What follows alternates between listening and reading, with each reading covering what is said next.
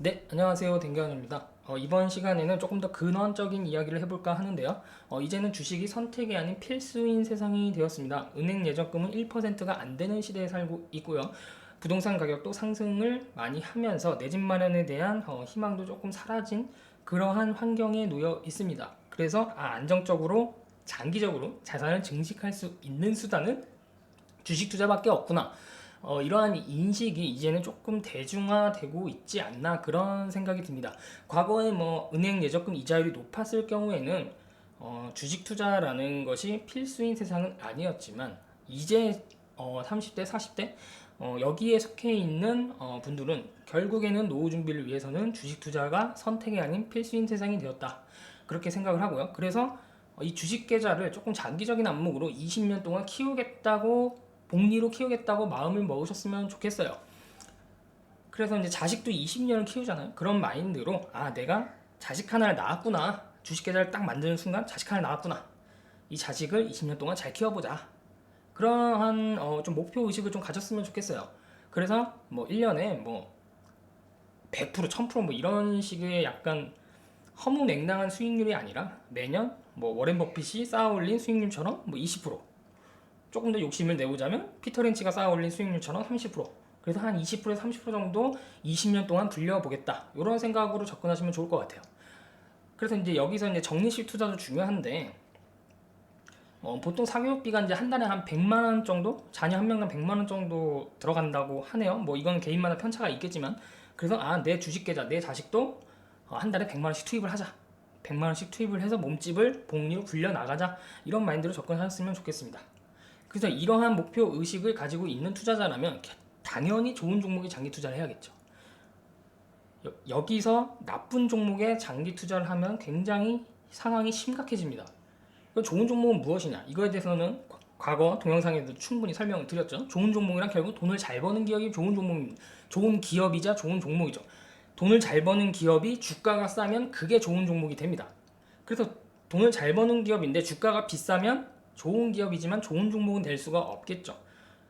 그래서 돈을 잘 버는 기업인지 아닌지는 사업보고서, 다트 사이트에 가서 사업보고서 살펴보시거나 전 종목의 1분기 실적, 분기 실적 이런 것을 확인을 해가면서 작년보다 돈을 얼마나 벌었는지, 작년 전년 동기보다 돈을 얼마나 벌었는지, 벌었으면 왜 잘 벌었는지, 이게 일회성인지 아니면 구조적인 성장인지, 그리고 앞으로도 돈을 잘 벌 것이란 기대감이 있는 종목인지, 근데 주가는 그걸 반영을 했는지 안 했는지, 이런 것들을 파악을 하시면서 주식 투자를 이어나가신다면 희망이 생길 수가 있겠죠. 예, 그래서 그런 희망을 가지고 주식은 내 동업자를 찾는다, 그런 마인드로 뭐 일주일 뒤에 팔고 뭐 2주 뒤에 팔고 뭐 재료나 모멘텀을 찾아서 매매를 하고 뭐 그런 방식이 아니라 진짜 내가 이 기업과 동행을 한다, 앞으로도 계속 성장이 이어질 것 같다는 주식이라면 굳이 뭐 주가가 올랐다고 팔기보다는 그러한 오르락내리락의 과정을 견뎌내면서 장기적으로 더 큰 열매를 딸 수 있도록 그런 식으로 접근하시면 좋겠습니다.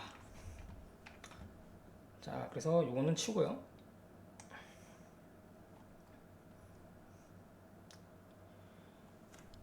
자, 그래서 소비를 하려면 소득이 받쳐줘야 된다는 신뢰가 필요하다. 그래서 정부나 기업은 국민들이 소비를 해줘야 좋겠죠. 그래서 일본이 잃어버린 경제가 길어진 이유는 경제가 어려서 그때 돈을 풀었는데 국민들이 소비를 하지 않고 저축을 했기 때문이다. 건강한 인플레이션이 그래서 일어나질 못했다. 그래서 그 당시에는 일본 정부가 당연히 돈을 풀었으면 그 돈을 소비할 줄 알았죠. 근데 일본 국민들이 그거를 저축을 했습니다. 이거 전혀 일본 정부가 그 당시 예측하지 못했던 부분이죠.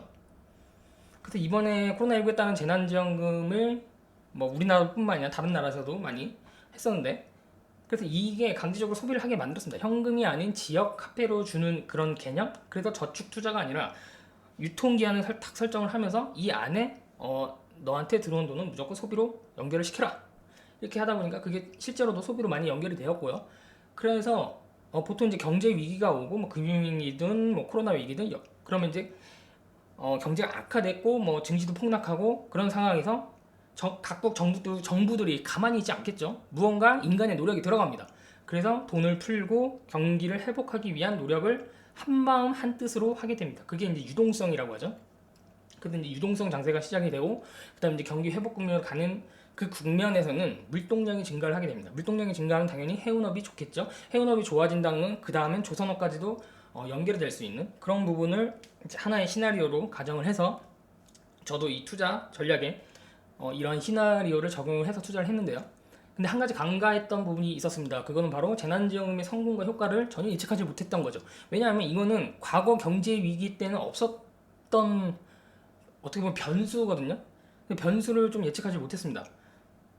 그래서 원래는 경제 위기에서 이제 회복되는 국면에는 경기제를 실어 나르는 벌크선이 유리하지 컨테이너선이 유리하진 않았습니다. 그래서 그 순서를 보면 당연히 컨테이너선은 마지막에 좋아지는 그런 흐름이 과거에 전개됐었는데 이번에는 가장 마지막에 좋아졌던 그 컨테이너선이 가장 먼저 좋아졌습니다. 그래서 저는 뭐 개인적으로 페누션에 투자를 했었는데 HMM은 거들떠보지도 않았죠. 근데 HMM의 주가가 폭등을 했죠. 네, 이 부분은 전혀 예측하지 못했습니다. 그런 부분? 그러나 뭐 후회는 없습니다. 뭐 페누션에 투자하면 됐죠. 그래서 지금은 과거와 달리 수혜 순서가 바뀌었다. 그런 부분이 있었고요. 그리고 이제 제가 뭐 조선 3사 이 부분에 대해서도 좀 언급한 콘텐츠가 있는데 그 콘텐츠는 또 찾아서 다시 한번 들어보시면 좋겠습니다. 그럼 앞으로 어떻게 될 것이냐? 재난지원금이 과거처럼 계속 이어질 것이냐? 그렇진 않겠죠. 네, 조금씩 이제 줄어들겠죠. 그리고 뭐 지금 뭐 무슨 뭐 변이 바이러스도 있다고 하는데 결국에는 사라지는 소멸되는 재료라고 보시면 되겠죠. 네, 결국은 코로나19가 해소되는 국면으로 갈 것이다. 그러나 그 시점을 정확하게 예측하기는 어렵다. 방향성을 보고 투자를 해야 된다. 그런 입장이고요. 여기서 제가 생각하는 부분은 하나의 변수는 이제 기본소득입니다. 저는 개인적으로는 결국에는 자본주의가 특히 이제 뭐 선진국, 한국도 이제 선진국 국면을 넘어가고 있죠. 이런 선진국 국면에 있는 나라들은 결국에는 기본소득의 개념을 계속해서 언급을 할 것이다. 이게 언제 정확하게 실천이 될지는 모르겠지만 결국 방향성 자체는 저는 기본소득으로 갈 것이라고 저는 생각을 합니다. 그 부분도 설명드리겠습니다. 그래서 만약 이재명 후보가 당선이 되면 이재명 후보가 기본소득에 대해서 굉장히 중요하다고 얘기를 하고 있죠. 그렇다면 이 시점 자체는 이거를 이제 매개체로 하여서 조금 더 앞당겨질 수도 있겠죠. 만약에 이재명 후보가 당선이 된다면. 그래서 저는 이제 개인적으로 이제 기본소득 도입과 관련된 투자 시나리오를 막 짜고 있습니다. 기본소득이 되면 어떤 기업의 수혜가 더 있을 것인지. 아니, 정치 테마주를 한다는 얘기가 절대 아닙니다. 그게 아니라 경제나 산업적으로 이 기본소득이라는 정부 정책에 어느 쪽에 영향이 있을 것이고 어느 쪽에 기업의 수혜가 있을 것인지 이런 것들을 이제 파악하고 분석한다는 의미입니다.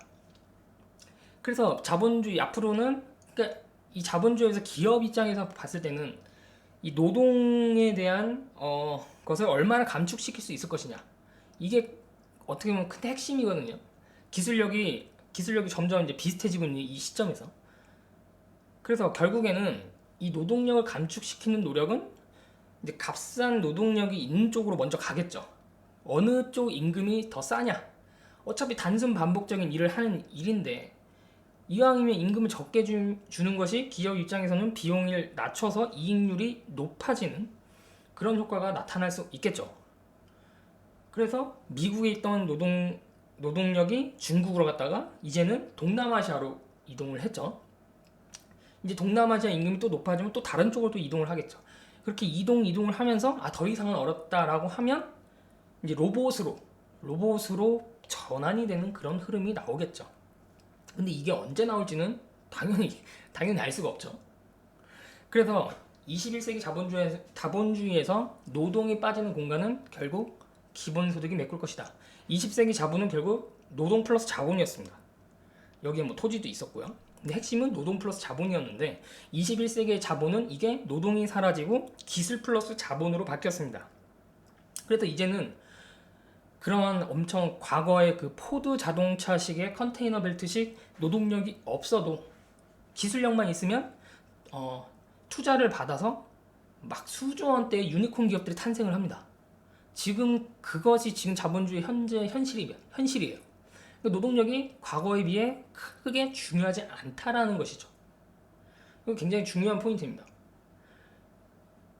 그래서 기업이 성장과 경제 성장을 통해 이제 노동자의 임금이 증가하고 중산층이 잘 사는 그러한 자본주의 시대는 이미 지나갔다. 앞으로는 기업이 성장하고 경제 성장률이 올라가더라도 노동자가 받을 수 있는 혜택은 더욱더 줄어든다. 그럼 여기서 노동자가 선택할 수 있는 것은 무엇이 있을까요? 무엇이 있을까요? 제가 생각하는 선택의 방법은 노동소득을 계속 자본소득으로 바꾸는 방법밖에는 없다고 생각합니다. 그래서 월급을 받으면 그 월급의 일부분은 계속 주식을 사서 모으는 것이죠. 물론 이제 어떤 주식을 살 것이냐는 이제 공부를 더 해봐야겠지만, 근데 뭐 공부가 내가 어렵다면 뭐 펀드를 사거나 아니면 뭐 S&P 500이나 그렇게 막 수백 종목이 이제 같이 뭉쳐져 있는 ETF 있잖아요. 그런 것들을 또 뭐 사서 모으는 것도 하나의 방법이 될 수 있겠고요. 어쨌든 노동소득을 자본소득으로 바꿔서 이거를 은퇴 때까지 계속 사서 모은다는 이 개념은 굉장히 중요한 개념이라고 저는 생각을 합니다.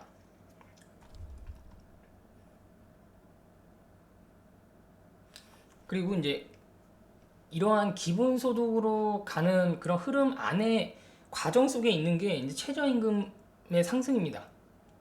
최저임금의 상승은 정책적으로는 굉장히 뭐라 그럴까요? 착한 정책이었는데 이게 오히려 기업 입장에서는 더 위기의식을 느끼게 했던 정책이 아니었나 싶습니다. 그래서 더더욱더 무인화, 자동화 이런 식으로 가야겠다고 이제 기업들이 생각을 했던 것 같아요. 그래서 이제 이렇게 가다가 이제 뭐 로봇으로 가고 이러면서 이제 결국에는 기본소득으로 갈 것이다. 저는 그렇게 보고 있습니다. 그래서 이제 최저임금 상승의 최대 피해를 본 업종 중에 하나가 바로 유통업계라고 보시면 되겠죠. 유통은 대표적으로 고급 인력, 고학력 인력, 뭔가 기술력을 필요로 하는 노동자가 아니라 저임금, 뭐 저학력 단순 노동자들로 이루어진 비즈니스 구조를 가지고 있죠. 그래서 뭐 최근에 뭐 온라인 유통으로 무장한 뭐 쿠팡이 등장. 쿠팡은 24시간 일을 하죠. 온라인을 통해서. 반면에 온라인 유통 기존 공룡들은 오프라인 마트에서 게다가 정부에서 강제 휴업까지 시켰습니다. 그리고 밤에 일을 못하죠. 여기서 이제 경쟁력이 계속 딸리는 거죠. 거기에 이제 최저임금의 직격탄까지 맞으면서 한때 이마트와 롯데쇼핑의 PBR이 0.3배까지도 추락했습니다. 0.3배면 뭐 말 다 한 거죠. 거의 팔 사람은 다 팔았다. 왜냐하면 이제 최저임금 상승에 이제 그런 비용 증가 그리고 이제 앞으로 온라인 사업을 추진을 하면서 투자금이 이제 막대하게 지출이 되면서 또 비용 증가 이런 것들이 이제 유통업계에 큰 타격을 주었다. 그래서 이제 대형 유통업계의 쿠팡화, 온라인화, 그리고 자동화, 무인 점포 이런 것들은 필수로 이루어지게 되어 있다. 반드시 오는 미래라고 저는 생각을 합니다. 그래서 이 신세계 이마트 그룹은 신세계 INC가 담당을 하고 있고요. 롯데는 롯데정보통신이 이러한 온라인 자동화, 무인 점포 이런 것들을 담당을 하고 있습니다. 그래서 거대 자본 세력은 비용을 줄이기 위해서 계속해서 값싼 노동력이 있는 곳으로 움직였다. 그러면서 미국 노동자가 가장 빨리 많은 피해를 봤죠. 거대 자본 세력이 미국 자본이잖아요. 근데 그게 미국에 있던 게 중국으로 가고 또 이제 동남아로 가고 그래서 뭐 이전 트럼프 대통령이 미국으로 다시 돌아와라. 미국 노동자에 힘을 줘라. 이런 보호무역 하겠다. 이렇게 했던 것들이 바로 이러한 미국 노동자들의 어려운 현실을 대변한다고 볼 수 있겠죠. 근데 이 미국 노동자의 투표권이 많다 보니까 이제 트럼프는 대선을 승리하기 위해서 이 전략을 썼던 것이죠. 근데 미국 자본 세력 입장에서는 굉장히 거슬리는 사람 중에 하나였죠. 아무튼 이렇게 되면서 그렇다고 이제 미국 정부가 미국 노동자들을 버릴 수는 없지 않습니까? 근데 미국 정부가 그렇게 원한다고 자본 세력도 그걸 따라가는 것은 아니겠죠. 그럼 미국 정부 입장에서는 어떠한 방법을 이제 내야 되는데 여기서 이제 401k 제도가 나왔습니다. 그래서 401k 제도를 만들어서 미국 노동자들이 월급의 일부분을 미국 뭐 인덱스 펀드나 이쪽 미국 주식에 사게 만들었죠. 그래서 그걸로 노후 대비를 하라고요. 그래서 이제 미국 국민들은 은퇴 후에 이 400일 K 제도를 활용을 해서 이제 거기서 자금을 쓸 수 있도록 이제 그렇게 대비를 했습니다. 그게 아마 1985년 정도 됐을 거예요. 그래서 한국도 어쨌든 이런 제도가 필요한데 지금은 국가적으로는 국민연금 가지고는 조금 택도 없다. 그래서 뭐 개인연금이나 퇴직연금 또 플러스 뭐 개인적인 뭐 주식 투자 이런 것들로 준비를 해야 된다. 그럼 이제 앞으로 이 노동 없는 소비는 누가 책임질 것이냐? 노동자가 월급을 받아서 그 월급으로 소비를 해야 되는데, 그쵸? 노동자가 없어지면 이 소비를 누가 감당하겠느냐? 여기서 이제 기본소득이라는 개념이 나오는 것이죠. 뭐 기본소득이라고 뭐 금액을 많이 주진 않겠죠. 먹고 살 정도의 돈을 줄 것인데 뭐 지금 생각하기에는 어쨌든 지금 노동이라는 걸 봤을 때 자기가 하고 싶은 노동을 하는 사람보다 자기가 하기 싫은 노동을 먹고 살기 위해서 어쩔 수 없이 하는 노동이 훨씬 많겠죠. 보통 단순 반복적인 일들이 많죠. 그리고 하고 싶은 노동은 뭐 예체능 계열이나 창의적인 분야 이쪽이 더 많죠. 그래서 이 기본소득이 먼 미래에 이게 만약에 된다면 그분들은 하기 싫은 노동에서는 해방될 수 있는 그러한 세상이 올 수도 있겠죠. 그래서 뭐 노동 없는 미래에 대한 책도 있고요. 그래서 저는 지금 이 기본소득에 대해서 관심이 많아서 이것저것 자료도 많이 찾아보고 책도 많이 읽고 있습니다. 그 시대에 사람들은 어떤 생활을 할까? 나는 그 시대에 나도 어떤 생활을 할까? 뭐 그런 부분. 그래서 뭐 이제 로봇들도 이제 노동자라고 생각해서 로봇세를 도입해야 된다 이런 말들도 있고요. 그래서 이 노동의 자동화 이게 이제 아마 4차 산업혁명이 되면 더욱더 심화될 것이다. 저는 그렇게 생각을 하고요. 그래서 지금은 약간 기본소득이 약간 그 뭐라 그러죠? 약간 공산주의에서나 나올 수 있는 약간 그런 정책이라는 이미지가 강한 것도 사실입니다. 왜냐하면 20세기 자본주의 관점에서 보면 이건 말이 안 되는 거거든요. 이건 진짜 약간 공산주의적 느낌의 그러한 정책일 수도 있는데 근데 지금 자본주의가 어쨌든 노동 플러스 자본이 아니라 기술 플러스 자본으로 바뀌고 있는 상황에서 이 노동을 대체할 수 있는 수단은 반드시 필요하다고 생각을 합니다. 그래야 자본주의 자체가 계속해서 유지를 할 수가 있는 것이죠. 소비가 없는 자본주의는 뭐 상상을 할 수가 없겠죠. 근데 그 소비를 원래는 노동이 담당을 했는데 노동이 이제 앞으로는 담당할 수 없게 되면 소비를 누군가는 책임을 져줘야 되겠죠. 그래서 노동자 입장에서 봤을 때 약간 하기 싫은 노동에서 해방이 된다면 조금 뭔가 좀 다른 라이프 스타일이 추구되지 않을까 먼 미래에는 그런 생각도 한번 해보게 됩니다. 물론 뭐 기본소득을 받고 생활하는 사람들이 부자가 될 수는 없겠죠. 그리고 기본소득에 만족하지 못하는 사람들이 더 많은 소득을 일으키기 위해서 창업도 하고 뭐 그러한 뭔가 동기부여가 될 수 있는 그러한 것들은 계속 있을 것이라고 생각을 합니다.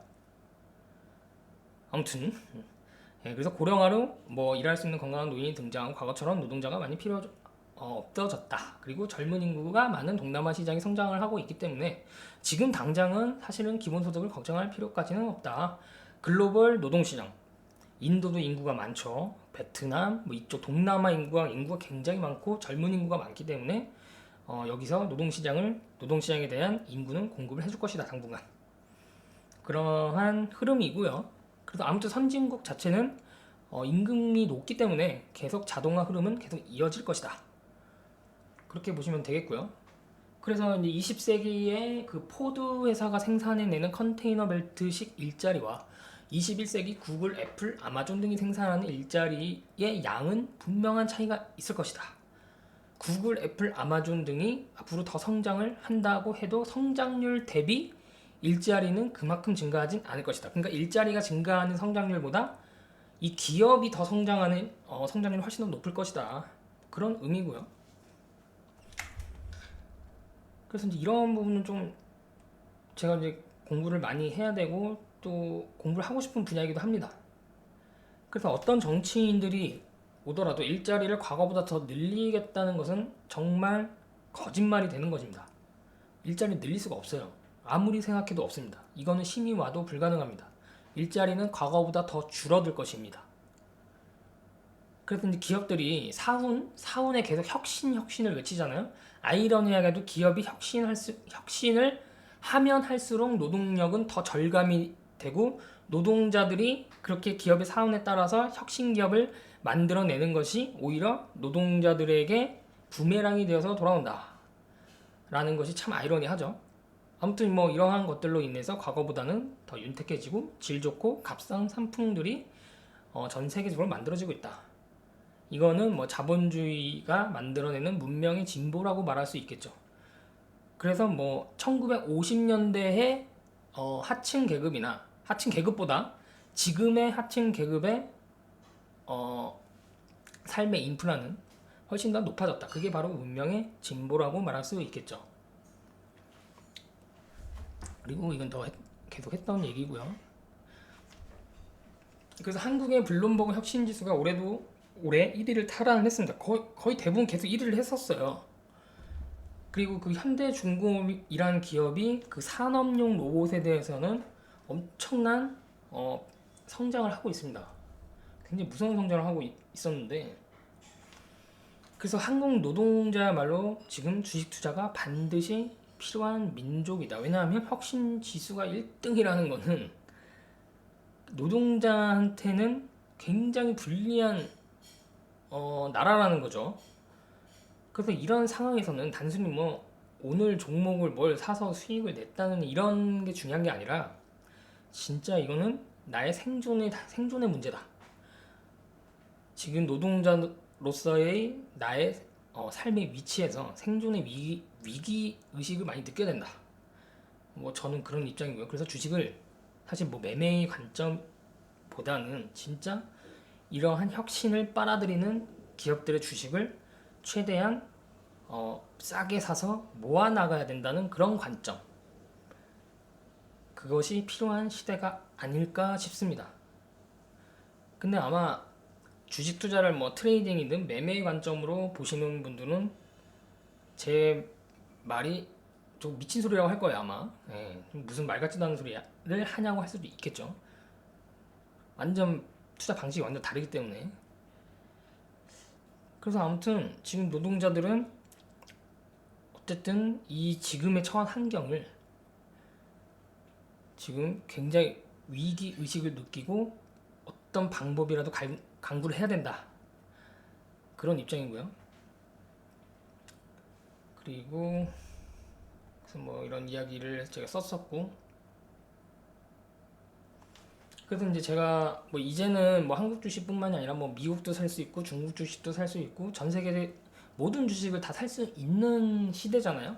그럼 과연 이 시대에서 나는 한국 주식을 투자할 것이냐 아니면 뭐 미국, 중국 뭐 다른 해외 주식도 투자할 것이냐 아니면 자산 배분 측면에서 뭐 분산을 할 것이냐 뭐 이런 고민이 이제 들 수 있겠죠. 그래서 제가 그냥 개인적으로 생각을 해봤어요. 향후 미래에 어떤 흐름이 전개될까? 일단은 누가 패권을 차지하냐가 굉장히 중요하겠죠. 그 패권 전쟁이 사실은 2018년에 일어났던 미중 무역 전쟁의 전반전이라고 보시면 되겠죠. 결국 패권은 미국이 지키느냐 아니면 중국이 차지하느냐 둘 중에 하나로 결정이 되겠죠.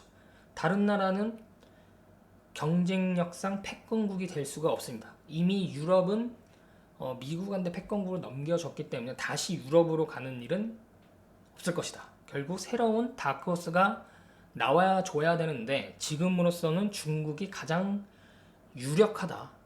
그리고 중국이 패권을 차지할 가능성도 충분히 존재한다. 그런 생각을 하고 있습니다. 그래서 한국, 대만 같은 경우에는 하이테크 기술력만큼은 제조업의 기술력만큼은 세계 최고로 인정을 받습니다. 그리고 중국은 자본력도 있고요, 인구력도 있고요, 군사력. 그러니까 이런 것들이 있어야 이제 패권국으로서의 조건에 부합을 하죠. 지금 뭐 동남아는 지금 노동력밖에 없고요. 그래서 지금 미국이 가장 이상적인 힘을 가지고 있죠. 자본력 되고 인구력 되고 자원력 되고 플랫폼 가지고 있고 금융력 되고요. 기축통화가 있고 그리고 이제 금융에 대한 이해력 그리고 군사력. 네, 지금 미국이 가장 완벽한 조건에 부합을 하고 있다. 북한은 넘어가고요. 그리고 사우디, 호주는 이런 국가들은 기술력이 없고 아무것도 없어도 물려받은 재산, 그러니까 금수저 국가들이죠. 이런 국가들은 자원 하나로도 평생 먹고 살 수 있다. 브라질도 여기 해당될 수 있겠죠. 일본은 지금 유니콘 기업이 안 나오고 있는데 일본은 가망성이 없다고 저는 생각을 해요.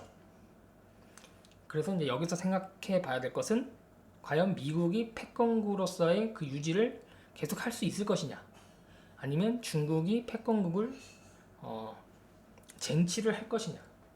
그렇다면 중국이 만약 쟁취를 하게 되면 한국한테는 어떤 영향을 끼칠 것이냐.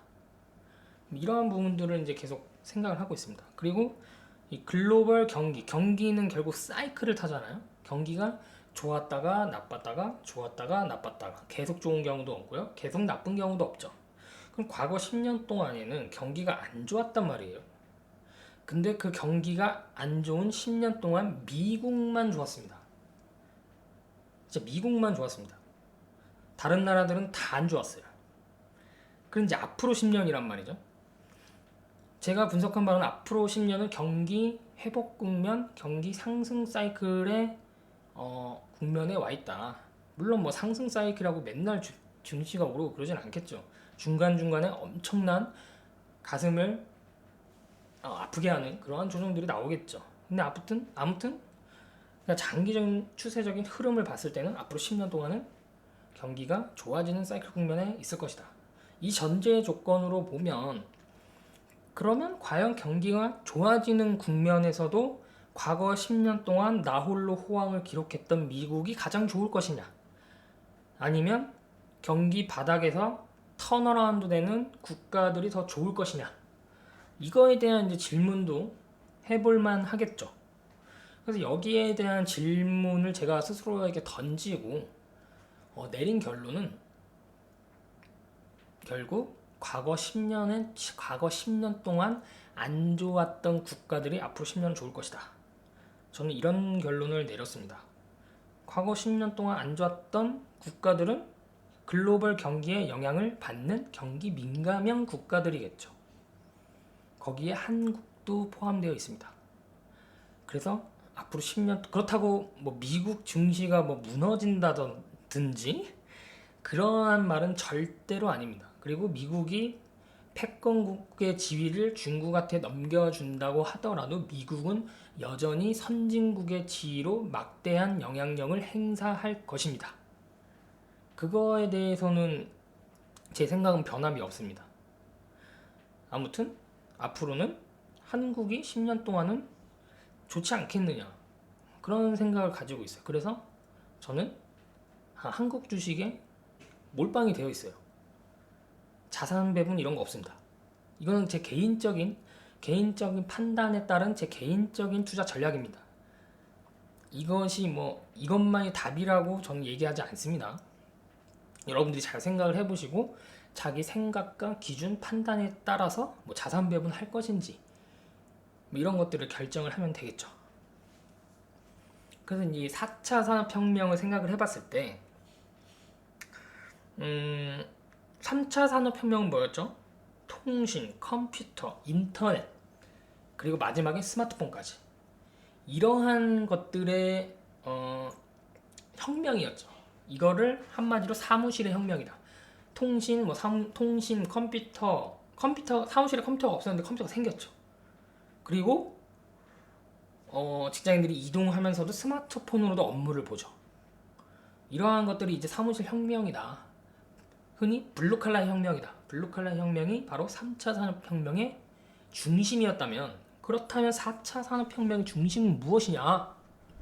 바로 스마트 팩토리, 공장의 혁명이라고 저는 생각합니다.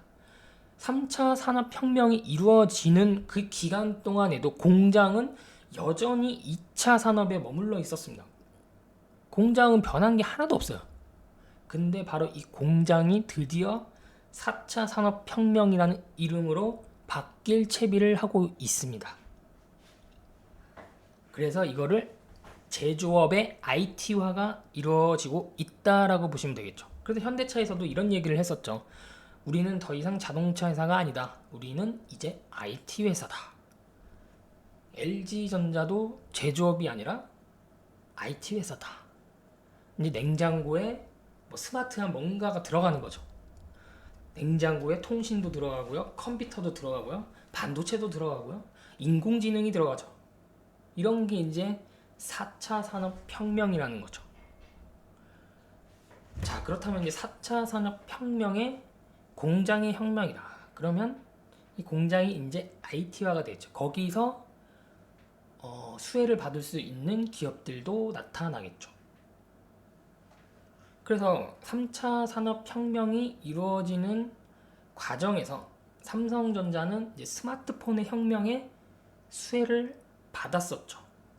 그리고 이제 4차 산업혁명에 들어가면서 반도체도 과거보다 더 많이 사용이 되겠죠. 그래서 사실은 삼성전자가 4차 산업혁명에서도 그렇게 나쁘지 않을 것이라고 저는 생각을 합니다. 뭐 저는 개인적으로 삼성전자에 투자하지는 않지만, 그 삼성전자가 앞으로 10년 동안 비메모리 시스템 반도체를 1등을 하겠다는 비전을 세웠잖아요. 메모리도 1등 먹고 비메모리도 1등을 먹겠다. 그러면 비메모리에 대해서 엄청난 투자가 일어난다는 것이죠. 그렇다면 비메모리와 관련된 회사들은 또 수혜를 받을 수가 있겠죠. 그런 식으로 또 생각을 해보는 겁니다.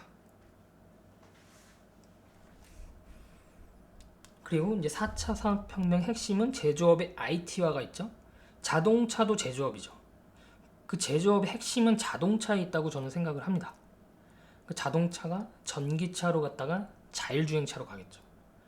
여기서 핵심 기술력을 보유한 그러한 기업들은 장기적으로 보유할 만하다. 저는 그렇게 보고 있습니다. 그래서 저는 뭐 2차 전지 관련 종목 중에서도 이 종목은 앞으로 10년은 보유해야겠다. 이렇게 마음먹은 종목도 있습니다. 그런 식으로 이제 계속 생각 회로를 돌려보는 것이죠. 어떻게 이렇게 하다 보니까 좀 길어지고 있는데 이제 끝내겠습니다.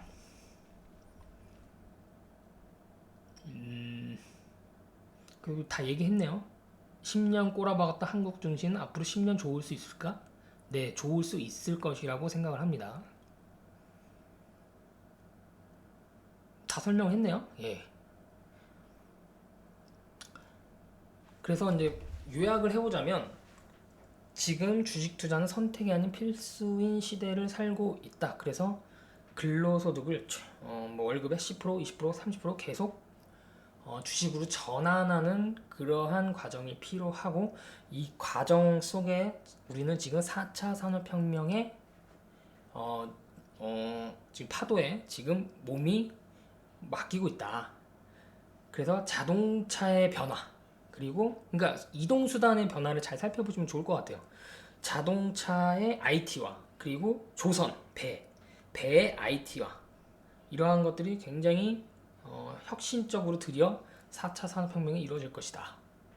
그래서 관련된 종목들이 있으면, 그런 종목들은 사실은 분기 실적에 크게 영향을 너무 신경 쓰지 말고, 앞으로 미래 예측을 통해서 미래에 정말 추세적으로 실적이 좋아질 수 있다라는 그런 판단, 그리고 수주가 앞으로 늘어날 것이라는 판단, 이런 것들을 판단을 해서 장기적으로 모아가시면 좀 좋지 않겠나, 그런 생각을 해보게 되었습니다.